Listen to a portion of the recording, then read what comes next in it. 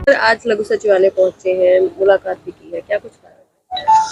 मुलाकात तो सरपंचों के कई मुद्दे चल रहे हैं, जैसे सरपंचों का HSR का और इसका DC रेट का, ईंटों का और मटेरियल का रेट कम है। एक तो उस मुद्दे पे मिले हैं हम DC साहब को भी, हमारा वो मुद्दा मतलब सुलझाया जाए, हमारा रेट सही किया जाए।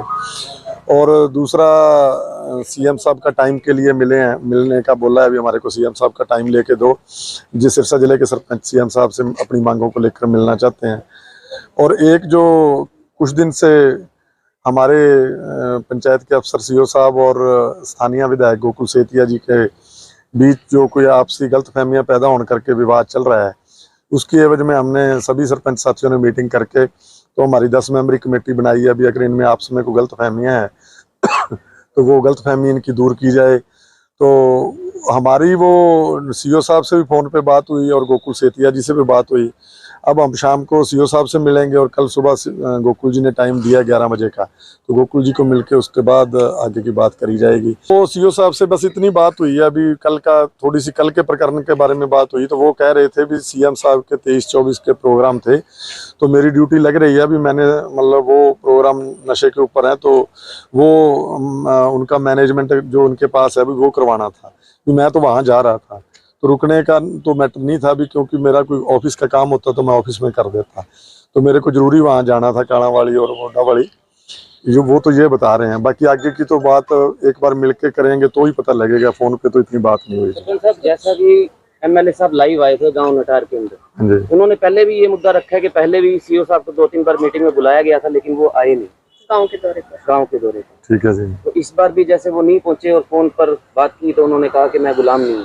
नहीं, इस बारे में देखो, फोन पे मैंने लाइव ही देखा था गोकुल जी का, तो पूरा जब तक देखो बैठ के बात नहीं करते उतना टाइम पता नहीं लगेगा। गोकुल जी ने फोन उनको किया था, भी आज ही मिल लेते हैं। आज उसके शहर में टूर प्रोग्राम थे, तो वो कह रहा भी बहुत ज़्यादा बिजी हूँ, आप सुबह आ जाना, सुबह मैं आपको सारी बात बता दूंगा।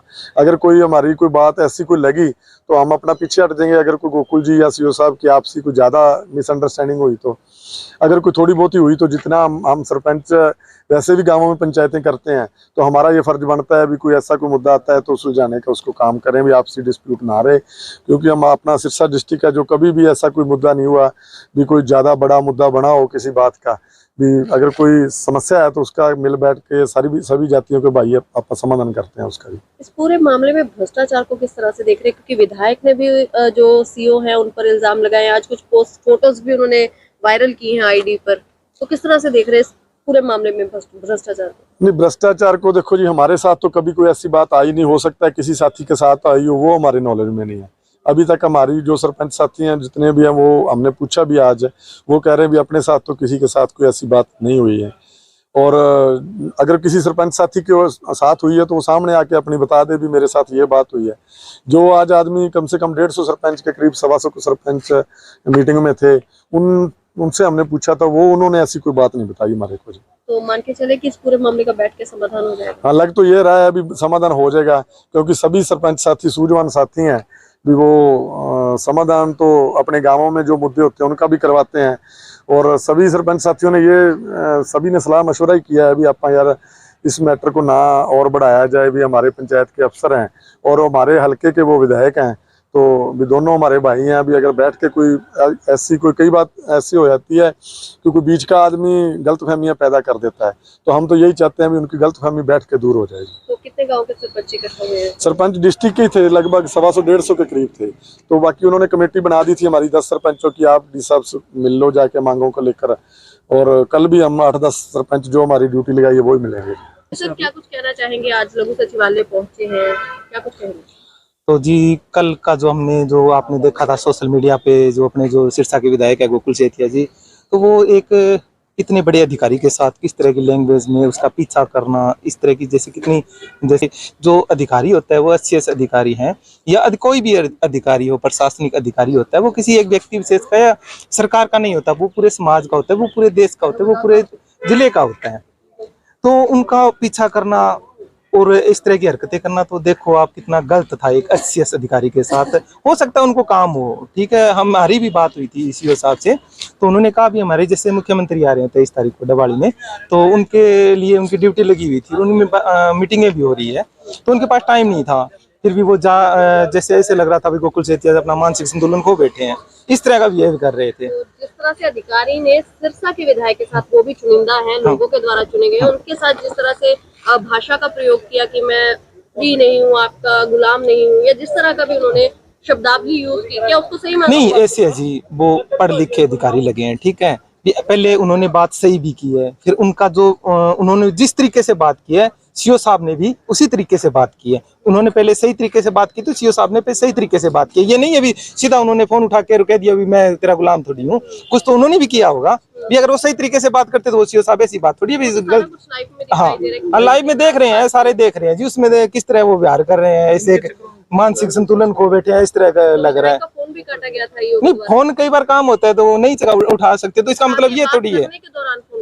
नहीं, फोन काटा, अगले कोई काम हो जी, कई बार नहीं होता ऐसे है जी। अगर विधायक अपनी जैसे जिम्मेवारियां भूल रहे हैं तो जी वो तो अधिकारी है। तो अधिकारी की भी बनती होगी। नहीं, अधिकारी की बनती है जी, और अधिकारी उनके साथ थे, तो सीओ साहब को टाइम नहीं था, तो वो अपने डबाड़ी के अंदर जाए। मेरी बात हुई है सीओ साहब से, तो इस तरह का कोई नहीं है। वो एक जो गोकुल जी सेतिया है वो एक सस्ती लोकप्रियता चाहते हैं जी, सोशल मीडिया पे मुझे लोकप्रिय हो जाऊंगे, ऐसी हरकतों से लोकप्रिय नहीं होते। लोगों के मन में जी सवाल पैदा होते हैं, तो इस तरह की घटिया हरकतों से जी सोशल मीडिया पे वायरल होके वो प्रसिद्धि पाना चाहते, तो ये नहीं हो सकता जी।